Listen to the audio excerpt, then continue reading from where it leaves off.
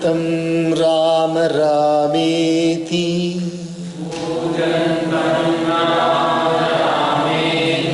मधुरं मधुराक्षरम् आरुह्य कविताशाखाम्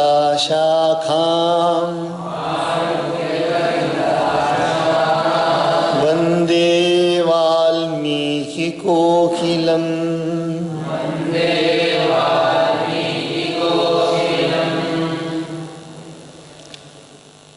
The mood of Hanuman has changed now. It is again a mood of confidence, but with still the deep feeling that there is somewhere the possibility of not finding Sita, but still at the same time, if I do not find Sita, what am I going to do? That is very clear. It's very clear now that he is not going to return to Kishkinda, not going to return to his kingdom, he is going to remain in Sri Lanka. Either he will slay Ravana, or he will take Ravana from here and then hand over to Ram. Even then, that handing over is not a very welcome, because slaying Ravana is okay. He can remain here only. Or he will immolate himself. Some decision has been taken by him. In the process of the decision, there is some light also. So he saw a new Vatika, Ashoka Vatika, and then he has not actually explored this one, despite the fact that he has almost gone all over Lanka. This seems to be new, so let me go here. So it was hidden. This Vatika was hidden because of the trees. Now he has discovered it. And he has gone to the extent of, actually jumping from branch to branch, and from tree to tree. He has come to some place where he can see what is happening below. Margamano vararoham. No. Here we are. Ranging in that groove, the monkey beheld soul-ravishing grounds paved with gems and plated with silver and gold. Ranging in that groove. See, again the groove is, remember, it is a very thickly thick vegetation is there. So, although he is moving, he is still not able to locate Sita. But what is he saying? Ranging in that grove, the monkey beheld soul-ravishing grounds paved with gems and plated with silver and gold. There itself, in the Vatika, must be a very special Ashoka Vatika. He also beheld at different places ponds of different shapes, which were full of excellent water and provided with costly steps of gems, which were distinguished by sands of pearls and corals and bottoms of crystals. And the bottom of that particular pond was also crystal and were embellished with lovely golden trees growing on their margin, which contained beds of open lotuses and lilies, were adorned with chakravakas, red geese, and resonant with the notes of chataka birds, and were made noisy by swans and cranes, which were fed on all sides with broad and delightful streams containing nectar-like water and bordered by trees, which were screened by hundreds of creepers and covered with flowers of santana, a species of celestial wish-yielding trees, whose water was surrounded with shrubs of various kinds and which could be peeped into through Karavira trees, which served as air holes. All this is something very, very unusual. This garden is not an ordinary garden at all. And this is where we all know that Ravana has placed Sita. So it is a very, very special garden. Make sure, Ravana has made sure that nothing is easily visible. It's like almost a treasury. It's a treasury with such wonderful, very, very costly items and also trees and everything specially grown and specially arranged with creepers. So many creepers that everything is, camouflaged. Tatom budhara sankasham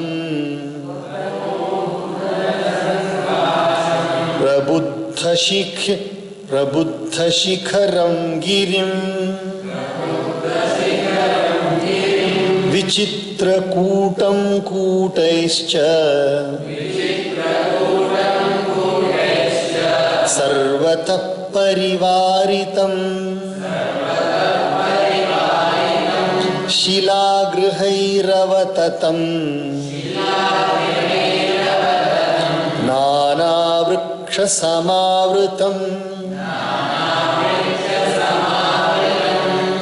Dadarsh kapishardulo Ramyam jagati parvatam Dadarsha cha nagatasman Nadim nipatitam kapihi Ankadiva samutpatya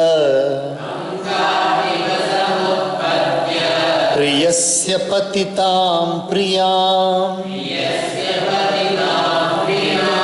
Jale nipatitagraischa Jale nipatitagraischa Padapairupashobhitam Varyamanam iva kruddham Pramadam priyabandhubihi Punaravruttatoyam cha Dadarsha samaha kapihi Prasannamiva kantasya Kantam punarupasthitam.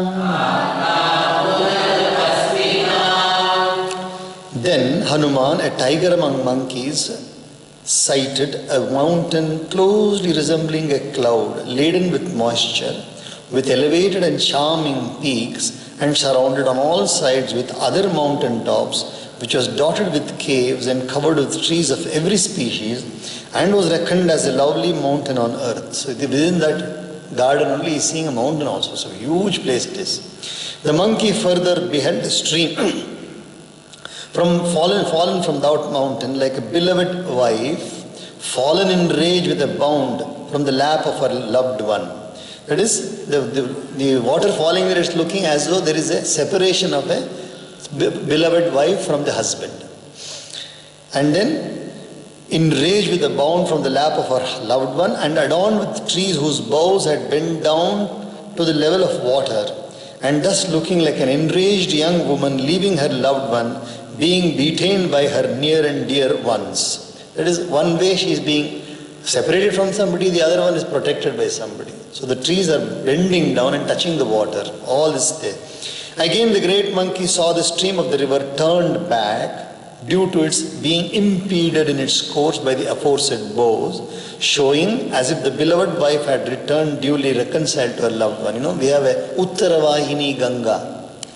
Uttaravahini Ganga. Ganga is flowing, suddenly there is an impediment, there is a block, so Ganga takes a turn. So this is a U-turn. So you can see the stream coming down, rushing down, and then it is being welcomed by somebody and then taking a turn again to the beloved. Tasyadurat sapadminyo Nana dvija ganayuta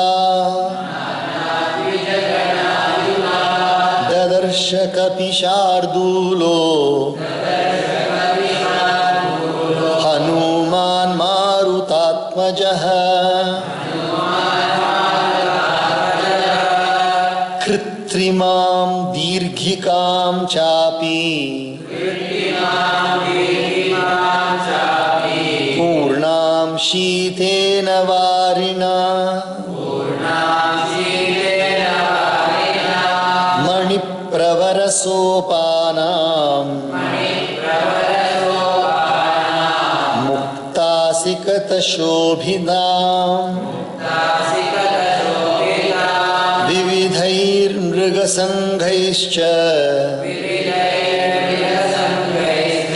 Vichitram chitrakananam Prasadai sumahadbhischa Nirmitair vishvakarmana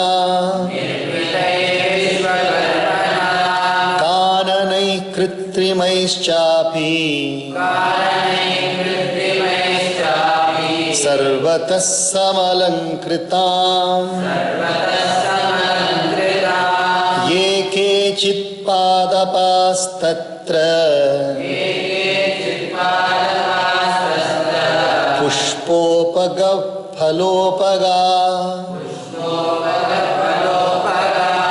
सच्छन्ना सवितर्दीका सर्वे सौवर्णवेदिका लता प्रतानैर्बहुभिः पर्णैश्च बहुभिर्वृताम् काञ्चनीं शिञ्चपामेकाम्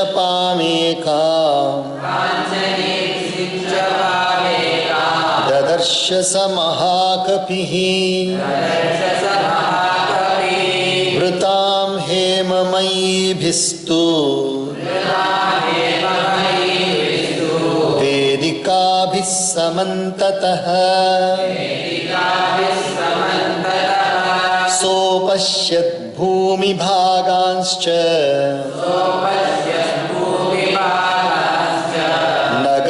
नगप्रस्रवणानि च सुवर्णवृक्षानपरान् ददर्श शिखिसन्निभान् तेषां द्रुमाणां प्रभया मेरोरिव महाकपिः अमन्यत तदा वीरः काञ्चनोऽस्मीति सर्वतः तान् काञ्चनान् वृक्षगणान् मारुतेन प्रकम्पितान् किङ्किणीशतनिर्घोषान् दृष्ट्वा विस्मयमागमत् सुपुष्पिताग्रान् रुचिरान् तरुणाङ्कुरपल्लवान्.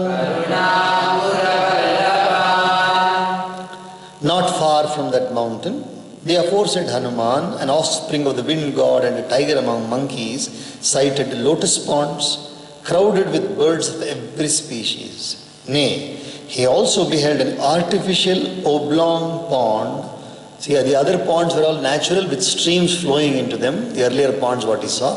Now he is seeing an artificial pond, what we normally nowadays we can see, full of cool water, provided with steps made of excellent gems and enriched with sands in the form of pearls. The sand was, pearls itself were sands. Nay, which looked charming with various herds of deer, was surrounded by manifold thickets and lined with huge mansions constructed by Vishwakarma, the architect of gods, and which was duly adorned on all sides with artificial woods. Artificial woods means trees, artificial trees.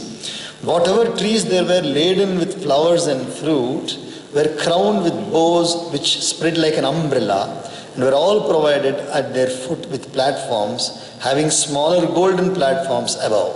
That mighty monkey then sighted a singular golden Shinshapa Ashoka tree, intertwined with numerous clusters of climbers and clothed with abundant leaves, and actually surrounded on all sides by golden daisies.